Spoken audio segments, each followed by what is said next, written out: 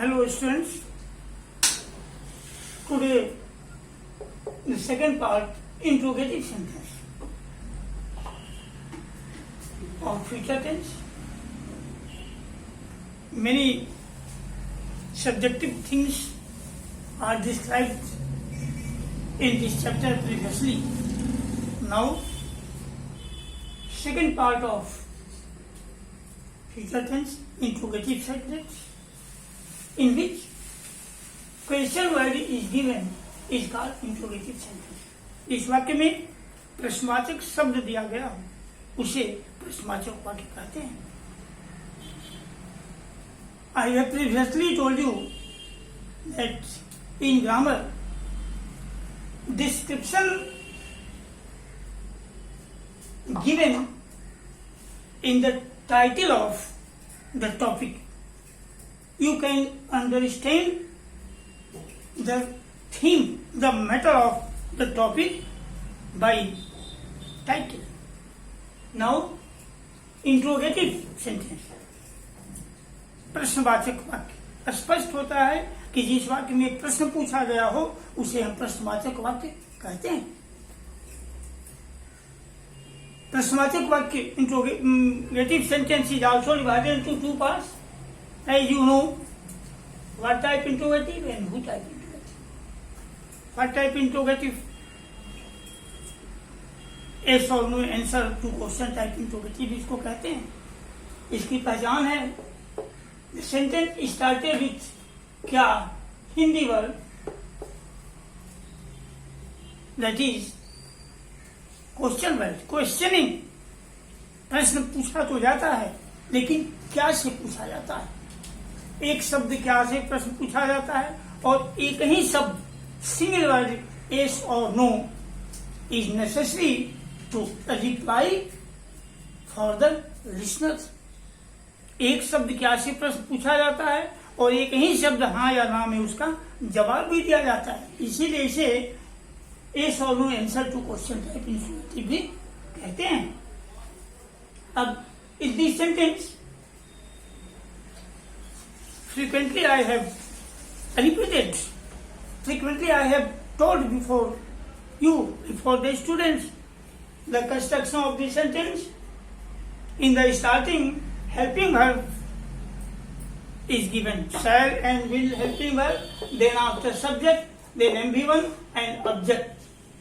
The sentence will be completed by you if the rule is correct. अगर इस rule के हिसाब से आप वाक्य को ट्रांसलेट करते हैं हिंदी टू इंग्लिश और English to Hindi, it will be correct. As क्या वह तुम्हारे पास रहेगा, will he live with you. Now if this sentence is given in English, you can easily translate in Hindi also on this theory given here. Second part, WHO type, descriptive answer to question type भी इसको कहते हैं. इसमें वर्णन करना पड़ता है, बताना पड़ता है. क्यों? इसलिए कि ये जो प्रश्न पूछा जाता है, question word is given in the midst of the sentence. वाक्य के बीच में कोई भी प्रश्नवाचक शब्द इसलिए दिया जाता है कि you will have to describe the matter what is asked by the speaker. पूछने वाला, बोलने वाला जो पूछता है, जानना चाहता है, उसे आप डिस्क्राइब करना पड़ेगा. इसीलिए इसे descriptive type of interrogative sentence भी कहते हैं. अब इसको बनाने के लिए रूल इसका, इसके पहले भी प्रेजेंट और पास्ट टेंस पढ़ाते समय हर पार्ट में मैंने बताया है आपको कि इसका कंस्ट्रक्शन कैसे होता है. जो क्वेश्चन वर्ड, जो प्रश्नवाचक शब्द वाक्य के बीच में दिया जाता है, वाक्य को उसी शब्द से हम प्रारंभ करते हैं. इसलिए इसका रूल है QW question word plus helping verb shell will, subject plus MV1 plus object. Why will they call you? वे लोग तुम्हें क्यों बुलाएंगे. अब प्रश्न पूछा जाता है कि why will they call you, वे लोग तुम्हें क्यों बुलाएंगे, तो you will have to answer in detail giving the reason of calling you by them. उन लोगों के द्वारा बुलाए जाने का कारण आपको बताना पड़ेगा, तो इसमें डिस्क्रिप्शन देना पड़ता है, इसीलिए इसे descriptive type of answer to question part भी कहते हैं।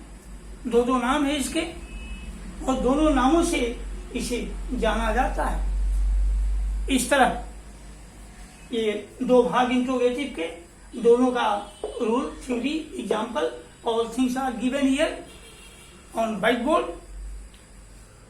Thank you very much. Please subscribe this channel and like the video.